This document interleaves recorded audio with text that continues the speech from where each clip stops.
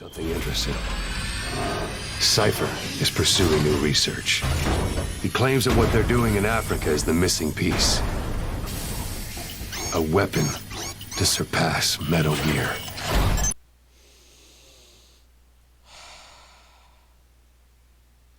So, y'all want to know our D&D story? Alright, let's fuck.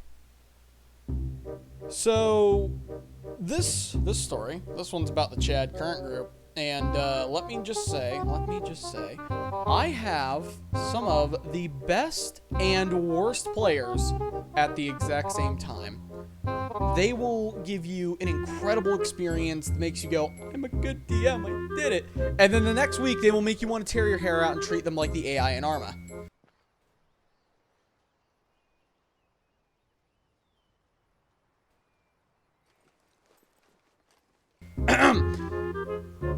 So, this is a story about a weapon to surpass Metal Gear. Or maybe Metal Duck, I don't know. Fuck. Alright, so let's set some groundwork. Assuming you watched the video on Crit Crab's channel, the party at this point had left Egypt and gone north to the French-Spanish border, and we're moving into the Bordeaux region of France. So now we know where we are. Before they actually got to Bordeaux, they decided to do a mission in a small border town that was also a port town and had a lot of money from traders. Go figure. They picked up a small side quest to go to this castle that was completely and utterly infested with undead. So just picture Killing Floor, but worse. Yeah, that's a good way to put it. So the party's running like mad lads through the goddamn castle, killing all the undead they see, doing all the puzzles, finding cool shit, and, you know, with enough time and toil, they unlock the under level of this dungeon where all the undead are coming from. And it's pretty obvious there are lots and lots and lots of undead coming from underground.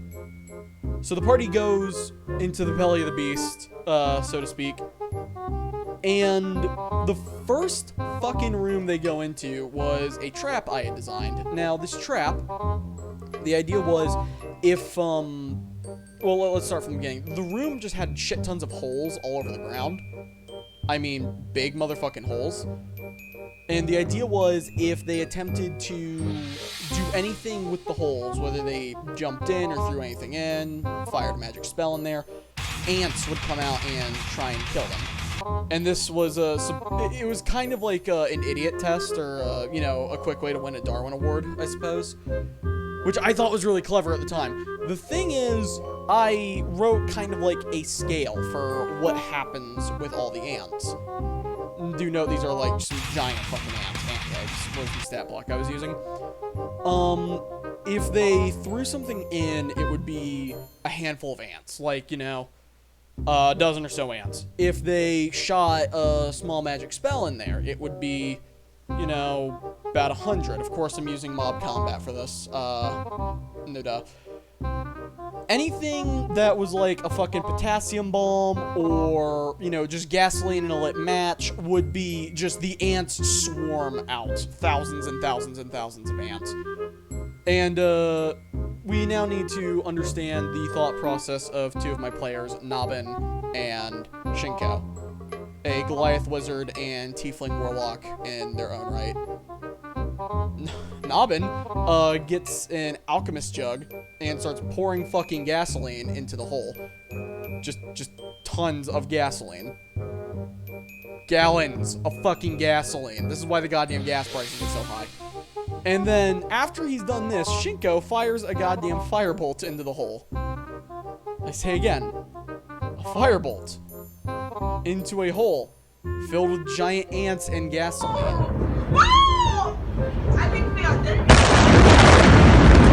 So needless to say, the ants are pissed. Very pissed. And they started swarming the party, trying to murder them. Understandable.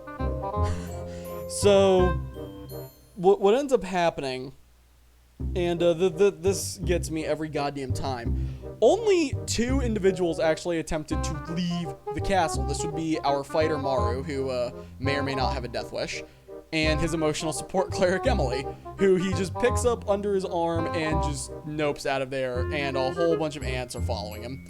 The rest of the party dives into a goddamn side room, and they barricade themselves in the side room. The ranger pulls a trick to get the ants to piss off, and using, I forget exactly what trick, it was like gaseous form and bags of holding, the party managed to evacuate the castle.